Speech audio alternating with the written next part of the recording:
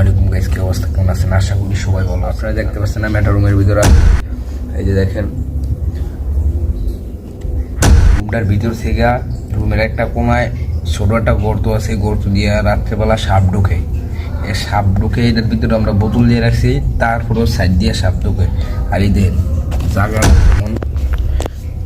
এই যে দেখতে পাচ্ছেন এই জায়গা দিয়ে সাপ ঢোকে। এই যে আমরা একটা বোতল দিছি, এই বোতলের এই সাইড দিয়ে সাপ ঢোকে। কি বলবো, সাপ এমন একটা জিনিস, এই সিফা সাফা দিয়ে ঢুকিয়ে দেয় সাপ শালার।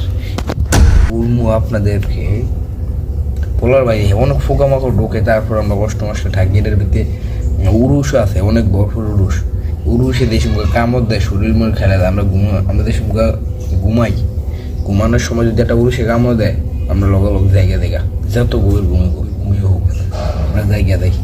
কি একটা কষ্ট করতে হয় বেসালার মানুষ। আমরা বেসালাদের অনেক কষ্ট, যেমন অনেক কষ্ট বেসালা যারা ঢাকায় কাজ করে তাদের যেমন অনেক কষ্ট। তারা কাজ করতে হয়, ঠিক মতো খাইতে হয়, ঠিক মতো ঘুমাইতে, যদি ঠিক মতো না ঘুমাইতে পারে